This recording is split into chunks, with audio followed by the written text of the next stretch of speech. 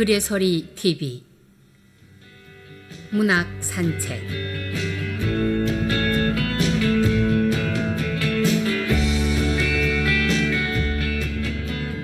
오늘은 미니 소설을 감상해 보시겠습니다.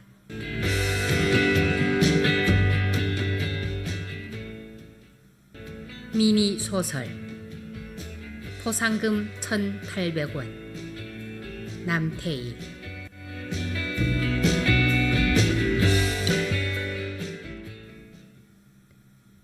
일을 다 끝냈을 때는 이미 어둠이 내려앉기 시작했다. 교화시에 서둘러 가도 자정이 넘어야 집에 도착할 것 같다. 공교롭게도 주차장 앞 막걸리 전문 판매점에서 현기를 마치고 금방 감옥에서 나온 고향 친구를 만났다.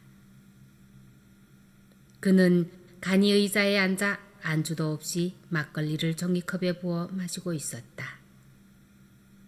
예전에 자신감 넘치던 모습은 도저히 찾아볼 수 없었다. 얼굴은 주름투성이고 비뚤어진 목은 태풍에 꺾인 나무같이 오른쪽 귀와 어깨가 붙어 있었다. 그 모습은 손에 쥐고 있는 쪼그라진 종이컵과 기묘하게 어울렸다. 무표정하게 나를 바라보는 그의 초점 잃은 눈빛은 막걸리처럼 혼탁했다. 마누라는 가출하고 아들, 딸들은 자기를 외면한다며 눈물을 흘릴 때 나는 돈지갑에 있는 돈까지 탈탈 털어 그의 손에다 쥐어주었다. 눈물이 창백한 볼을 타고 내려 쪼그라진 종이컵에 떨어졌다. 그와 만나 시간이 많이 지체되었다. 서둘러 집에 돌아가려는 바쁜 마음이 그대로 엑셀러레이터에 전달되었다. 낡은 화물차는 불만의 목소리를 터뜨리는 듯 요란한 소리를 냈다. 여하튼 사람들은 죄짓고 살지 말아야 해.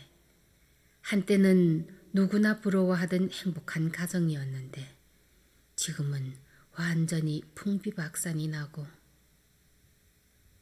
고향 친구의 눈물이 종이컵에 떨어지고 또 그것을 마시는 장면은 가슴을 아프게 했다. 터널을 지나자 확 트인 평야 끝자락에 끝없이 펼쳐진 계곡과 흑갈색 산봉우리가 한눈에 띄었다. 어쩌면 저 기복을 이룬 능선은 인간들의 승자와 패자 사이에 연결된 복잡한 관계의 해답이 아닌가 싶은 생각이 들었다. 어느덧 밤바람이 가볍게 불어오고 산을 배경으로 한 하늘에서는 별들이 하나둘 뜨기 시작했다. 주머니에는 돈 일전도 없다. 점심도 먹지 못했다고 줄인 배는 항의하고 친구의 초점 잃은 혼탁한 눈빛이 자꾸 머릿속에 맴돌아 정신을 집중할 수가 없다. 삼거리에서 길을 잘못 들어 산길로 들어섰다. 차를 되돌려 가파른 내리막길을 달리는데 갑자기 앞에서 검은 물체가 언뜻 보였지만 내리막길이다 보니 곧바로 차를 멈출 수 없었다.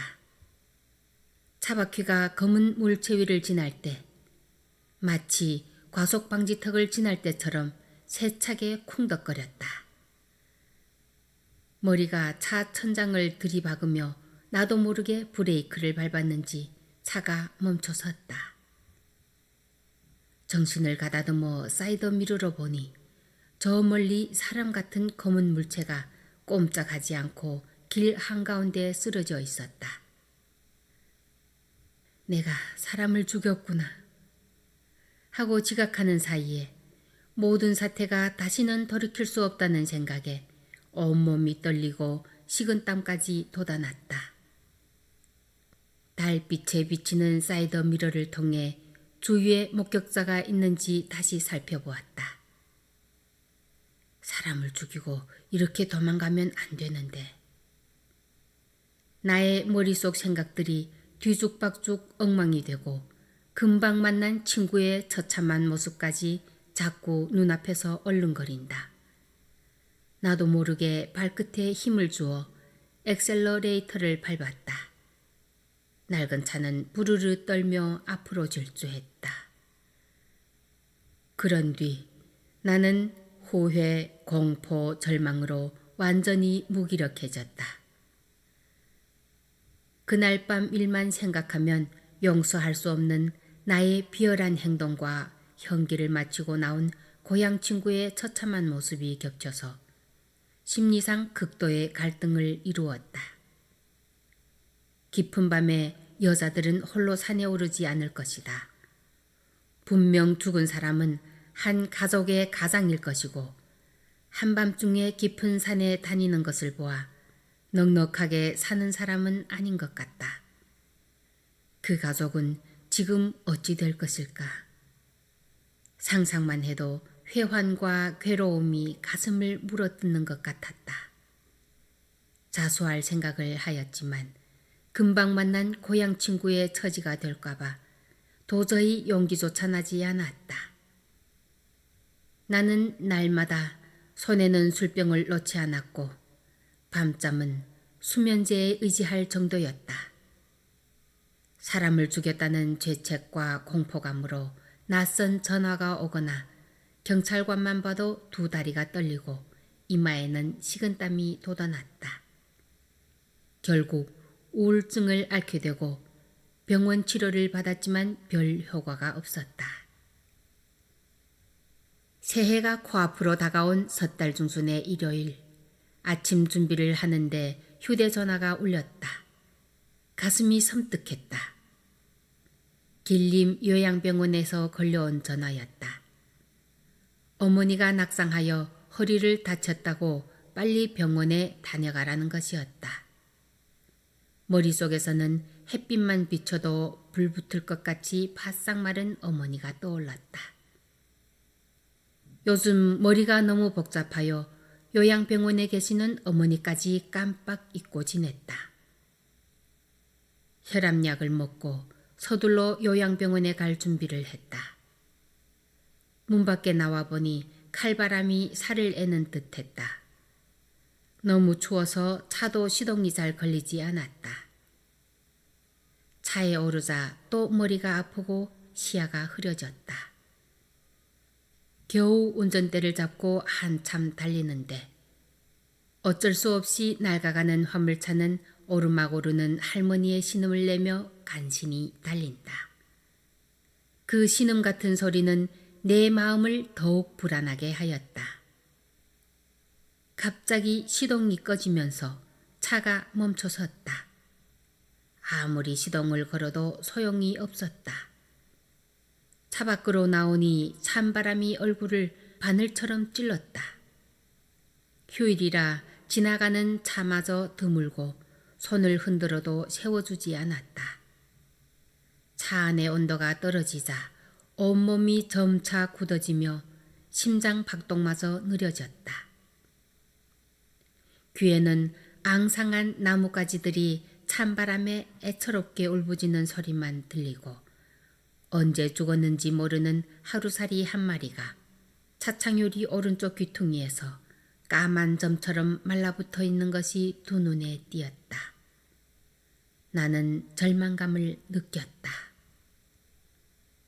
하늘은 끝내 죄인인 나를 용서하지 않는구나. 이때 낡은 승용차 한 대가 멈춰서고 젊은 남자가 다가와서 미소를 띠고 무슨 일이냐고 물었다. 사정을 얘기하자 두 말도 하지 않고 차에서 공구를 꺼내 수리하며 자기 차에 가서 몸을 녹이라고 권했다. 다행히 큰 고장은 아니었다. 온몸은 추위로 굳어진 듯 보이는 그였지만 얼굴만큼은 여전히 미소를 잃지 않았다. 잠깐 뒤 시동이 걸렸다. 너무나 고마워 100원짜리 한 장을 꺼내 사려 하려 했지만 한사코 거절하며 진심 어린 목소리로 말했다. 저도 다른 분들의 도움을 많이 받으며 살고 있습니다. 주위에 힘든 분이 있으면 저라고 생각하고 도와주세요. 그 일이 발생한 뒤 몇 번이나 경찰서에 가서 자수하려 했지만 끝내 용기를 내지 못했다. 그렇게 두어 달이 지나 설 무렵 한국에서 며느리가 명절에 쓰라며 돈을 붙여왔다. 날씨가 포근한 어느 날 길림에 있는 딸네 집에 볼 일도 있고 설 물건도 살 겸 차를 운전하여 시내로 향했다. 외곽 도로에 도착할 무렵 점심시간도 지나 길 옆에 있는 게장국집으로 들어갔다. 주인인 듯한 젊은 여자가 목발을 짚고 밝은 얼굴로 인사를 건넸다. 그 옆에는 서너 살쯤 돼 보이는 남자아이가 신나게 공놀이를 하고 있었다. 주문한 게장국은 내 입맛에 맞았다. 이런저런 얘기를 하다가 알게 되었는데 그녀는 작년 봄에 뺑소니 차에 치여 다리를 절게 되었고 그 차는 지금껏 찾지 못했다고 했다. 유심히 듣던 나는 등허리가 서늘해지고 식은땀이 이마에 돋아났다. 밥도 절반 먹다가 일어서 얼른 계산하고 밖으로 나가려는데 주방 옆 작은 방에서 쿵 하는 소리와 함께 아이의 울음소리가 터져 나왔다.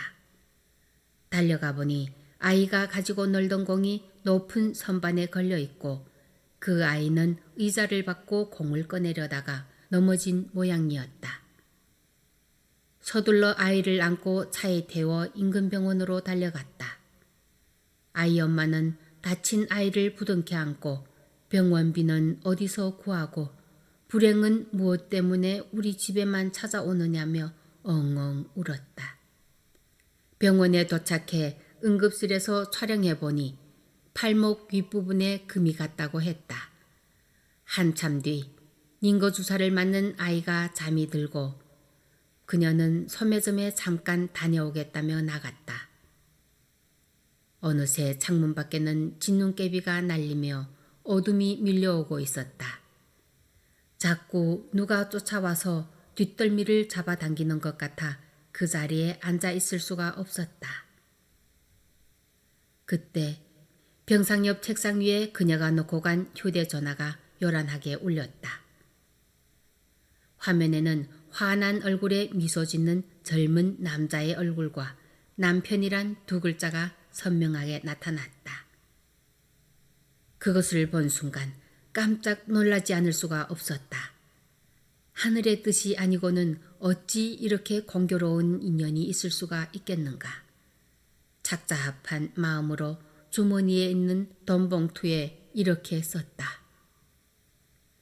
지난번 고속도로에서 차가 고장나서 절망감을 느낄 때 저를 도와준 분이 바로 남편이었네요. 저의 작은 성의이지만 아이의 치료에 도움이 되었으면 좋겠습니다. 나는 돈봉투를 서랍장에 넣고는 도망치듯 병원 밖으로 나왔다. 밖에서는 눈이 펑펑 쏟아져 앞이 잘 보이지 않았다. 귓전에서는 방금 전 아기 엄마의 목소리가 찬바람같이 나의 가슴을 후벼 패는 듯했고 그 울음소리는 그날 밤 나의 차에 목숨을 잃은 그 가족에서 울려나온 것 같았다. 더는 여행만 바라며 살 수가 없었다. 당장 파출소에 찾아가서 자수하고 어떤 형벌이든 죗값을 달갑게 받고 정상적인 생활을 해야겠다고 결심했다. 나는 주저하지 않고 파출소에 가서 자수하고 사고 발생한 날짜와 지점, 시간을 상세하게 알려주었다. 며칠 뒤 향 림업자원 관리사무소에서 휴대전화에 이런 문자를 보내왔다.